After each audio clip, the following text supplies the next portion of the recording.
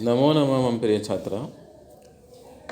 बेटे हम कर रहे हैं CBSE का सैम्पल पेपर और आज हमारा है पार्ट 2। खंड क हमने कर लिया है और हम खंड क कर रहे हैं रचनात्मक कार्य। इसमें हम आज करेंगे एप्लीकेशन प्रार्थना पत्र, जो कि आ रहा है 10 नंबर का और 5 नंबर का। रचनात्मक कार्य टोटल 15 अंक का रहेगा। चलिए शुरू करते हैं। मंजूषा दी जाएंगी इसमें, ठीक है। सबसे पहले पत्र को हम अच्छे से पढ़ें।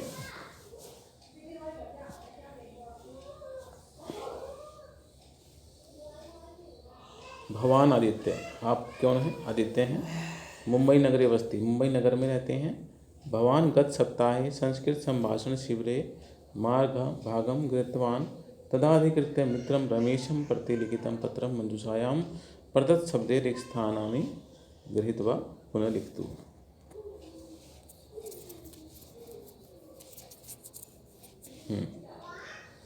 आपने जो पिछले सप्ताह में संस्कृत भाषा का शिविर ग्रहण किया, उसको अधिकृत करके अपने मित्र रमेश को आप लिखे गए पत्र में मंजूषा की सहायता से इनको पूरा करके आपको पत्र को करना है, लिखना है। चलिए शुरू करते हैं। मुंबई नगरतः तिथि में रिक्त स्थान नहीं दिया गया है, तो तिथि आप आज के जिस दिन पेपर होगा उस दिन की लिख सकते हैं। उसके बाद प्रिय मित्र, हमारी मंजूषा आ गई है। प्रिय मित्र हमने पहले ही पढ़ा था, हम किसको लिख रहे हैं पत्र? रमेश को। तो प्रिय मित्र कौन सा होगा? हमारा रमेश होगा, ठीक है। उसके बाद अभिवादन है। सह शनिम नमः अत्र कुशलम तत्रास्तु गत सप्ताहे अस्माकं, पिछले सप्ताह में, अस्माकं हमारे रिक्त स्थान लिखा हुआ है। संस्कृत संभाषण शिविरम आसीत, संस्कृत भाषा का शिविर ये था, क्या लिखा था, क्या किया गया था? तो जाहिर बात है आयोजित किया गया, ठीक है। तो यहाँ पर आएगा तीसरा, और तो दूसरा आ गया विद्यालय, मतलब विद्यालय में आयोजित किया गया, ठीक है। तो यहाँ पर दूसरा आ गया विद्यालय में संस्कृत भाषा का शिविर आयोजित किया गया था। आगे देखें। 14 दिनानि यावत् वयम संस्कृत भाषणस्य खालिस्तान अकुर्म किया। तो संस्कृत भाषा का क्या किया होगा? उसने अभ्यास किया होगा, ठीक है। तो यहाँ पर क्या बोलेंगे? अभ्यास। संस्कृत भाषा का उसने अभ्यास किया। तत्र एकस्य लघु नाटिकाया, तत्र एकस्य लघु नाटिकाया रिक्त स्थान अपि अभवत्, वहाँ पर एक लघु नाटिका भी हुई। कहाँ पर? मंच पर, है ना, मंचन। तो यहाँ पर लिखा हुआ है ये पंचम मंचन। अहम तु विदूषकस्य खालिस्तान कृतवान, मैंने तो, अहम मतलब मैंने तो विदूषक का किया, क्या किया? उसने किरदार निभाया होगा, अभिनय किया होगा। तो यहाँ देखो लिखा हुआ है अभिनय, है ना। तो हमारा छठा खालिस्तान हो गया अभिनय का, ठीक है। आगे चलते हैं। सर्वे जना हसित्वा हसित्वा, सभी लोग हंस हंस करके खालिस्तान अकुर्वन्, उन्होंने किया, क्या किया? हंस हंस के क्या किया होगा? तालियां बजाई ना, और करतल ध्वनि बोलते हैं तालियों की गड़गड़ाहट को। यहाँ हमारा 7वां रहेगा करतल ध्वनि। आगे चलते हैं। अहम इदानीं सर्वदा संस्कृतेन एव संभाषणम, मैं अब हमेशा संस्कृत के द्वारा ही संभाषण। अब देखो यहाँ पूर्ण विराम लगा हुआ है, मतलब कोई क्रियापद आने वाला है। तो क्रियापद देखो कितने हैं? 2 हैं, करतु है, एक करोमी है। तो क्या आंसर आएगा? करोमी, ठीक है। अहम की बात हो रही है ना इसमें, हाँ, तो इसमें आएगा करोमी। तो 8वें में करोमी रहेगा, ठीक है। भवान अपि संस्कृत संभाषणम अभ्यासम, तो कहता है आप भी संस्कृत संभाषण को करो। तो करो, तू आ गया सीधा सीधा यहाँ पर, ये 9वां आ गया। और अंत में जो बच गया है पितृभयाम मम खालिस्तान निवेदयतु, क्या बच गया हमारा प्रणामांजलि, है ना। तो ये हमारा 10वां ऋक स्थान रहेगा। ठीक है, भवतवित्रम आदित्य। इस प्रकार से हमारा प्रार्थना पत्र पूर्ण हुआ। इसी में एक लघु कथा भी आती है बेटा, छोटी सी लघु कथा जिसको पढ़ेंगे ध्यान से। इसमें भी मंजूषा दी गई होंगी। कहता है मंजूषा पर शब्दानाम सहायता या लिखित कथायाम ऋक स्थानानि पूरित्वा कथाम पुनः लिखते हैं। मंजूषा की सहायता से आपको कथा को फिर से लिखना है। ठीक है, चले करें मंजूषा की सहायता से। सबसे पहले हम जब लघु कथा करेंगे उसको एक दो बार आपको संस्कृत में अच्छे से पढ़ लेना है। ठीक है, चलिए। कस्मिंश्चित् नगरे कश्चन दरिद्र ब्राह्मण वसति स्म। स भिक्षाटेन जीविकार्जन करोति स्म।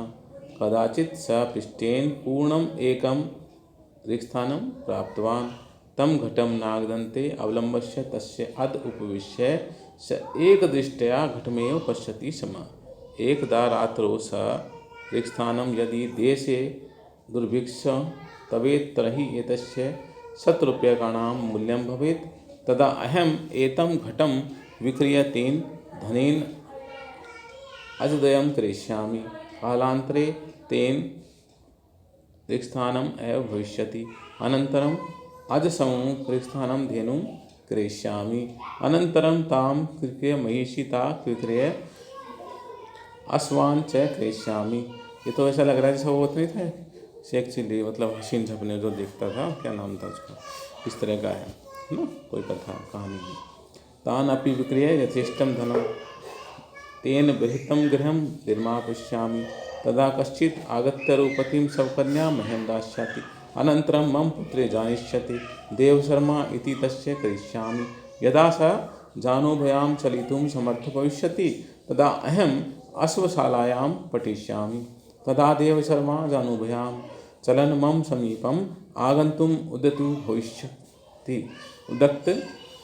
उक्त भविष्यति। तदा तं बालं ग्रहीतुं तस्य आगमिष्यामि। यदा सा मम वचनं न श्रोष्यति तदा अहं कोपेन पादप्रहारं तां दंडिष्यामि एव चिन्तयन् सा कृतवान् एव पृष्ठेन पूर्णघटपतितः भगन च। और उसने सपने में क्या किया, पैर से प्रहार किया और वो घड़ा टूट गया। उसके सारे सपने भी चूर चूर हो गए, है ना। चले खालिस्तान बढ़ते हैं।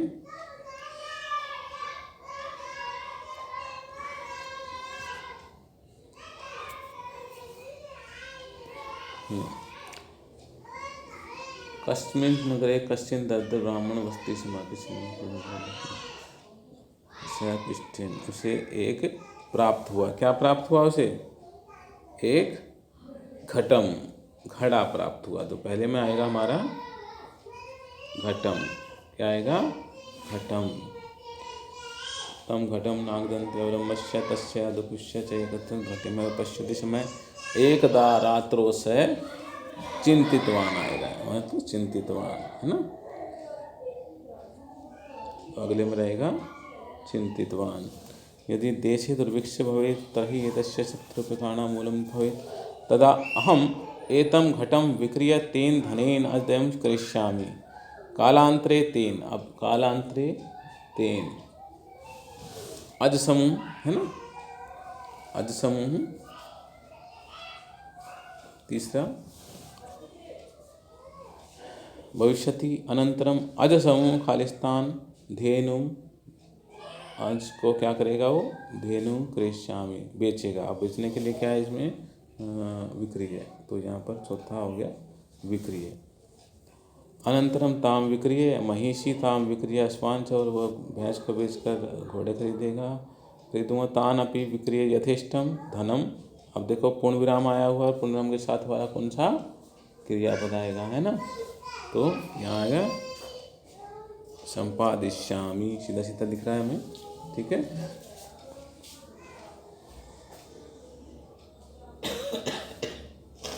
तो पाँचवें में संपादिष्यामि तेन बृहत गृहं निवास्यामि तदा कश्चित्। आगे इसमें आ गया ब्राह्मण, ठीक है, तब कोई ब्राह्मण। तो देव शर्मा इति तस्य खालिस्तान रिक्तस्य, तो उसका क्या करेगा, तस्य नामकरणम है ना।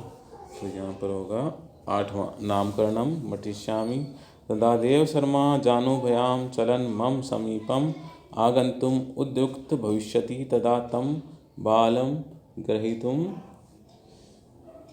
तस्य मातरम। तो यहाँ पर आएगा 9वीं में मातरम, है ना। आगमिष्यामि यदा स मम वचनम, वह मेरे वचनों को नहीं सुनेगा तब मैं उससे गुस्से के द्वारा पाद प्रहार, पैरों के प्रहार करके उसको दंड दूंगा। एवं चिंतन, ऐसे सोचते उसने क्या किया, पाद प्रहारम, उसने सपने में ही पैरों से प्रहार कर दिया। तो यहाँ पर 10वां आ गया पाद प्रहारम कृतवान है पिष्टेन पूर्ण घटित पतित भग्नंच है, और इसके द्वारा घड़ा टूट गया, उसका सपना भी चूर चूर हो गया। अच्छी कहानी थी। चलिए, अगर ये आपको नहीं आए तो संवाद को आपको पूरा करना है ना।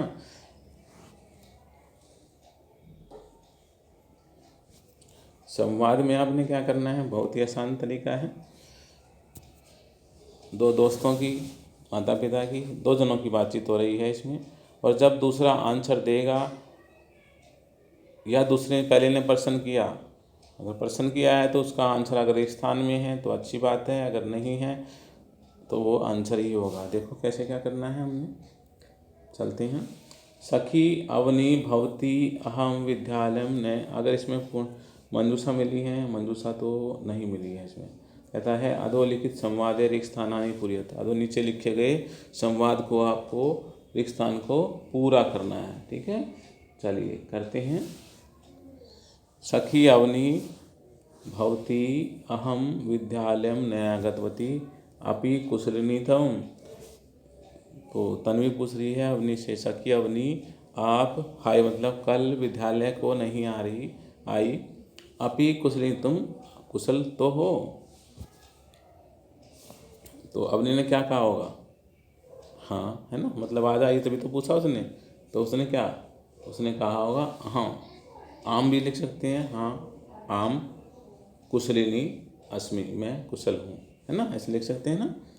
जैसे आम, हाँ, अहम, अहम मतलब मैं होता है, अहम, इसी वाक्य को रिपीट करेंगे हमें, कुशलिनी, है ना, अस्मि, अस्मि मतलब हूँ। अब उसने पूछा था और मैं उसका उत्तर दिया उसने अपने लिए, तो अस्मि आ जाएगा, ठीक है। हाँ मैं कुशलता से हूँ, है ना। तो उसने दोबारा क्या पूछा,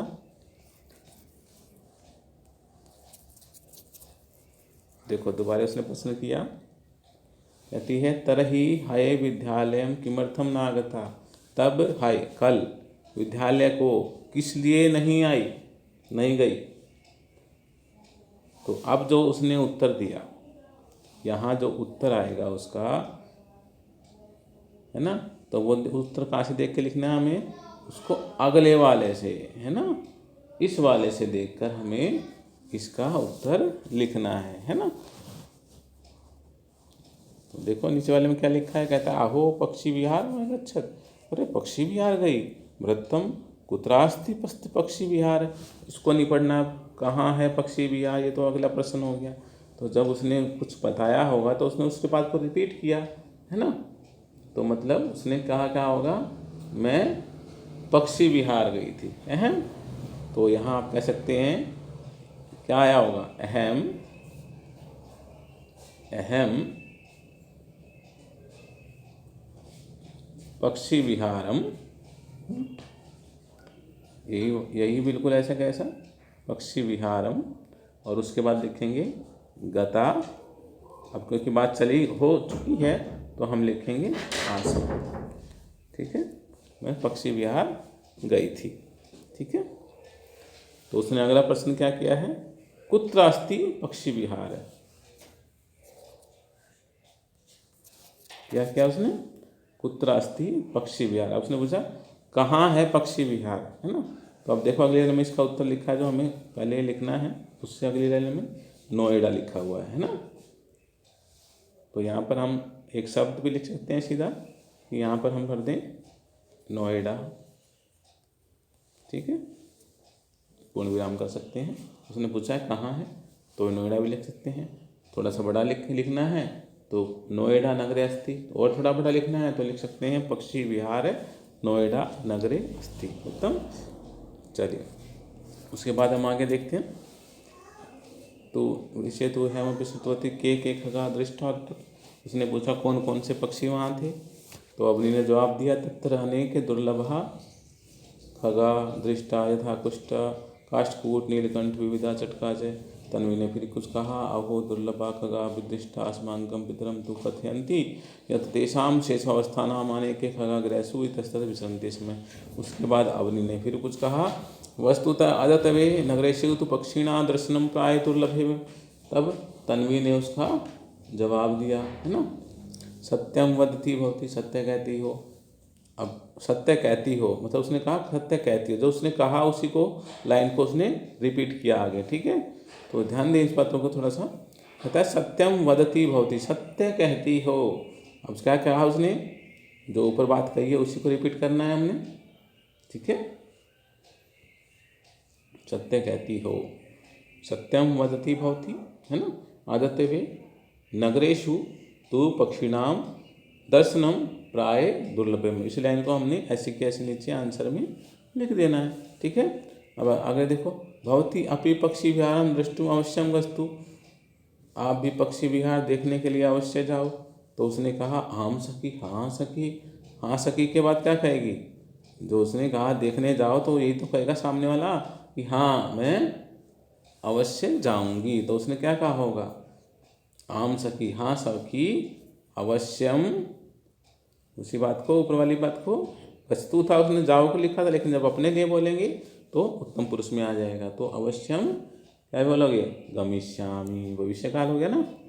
हाँ, तो इन बातों का छोटे छोटे का ध्यान रखेंगे तो आपका संवाद पूरी तरह से ठीक होगा। इतना ही संवाद था, इतना ही संवाद है। तो अगले क्लास में हम प्रश्न नंबर 4 करेंगे।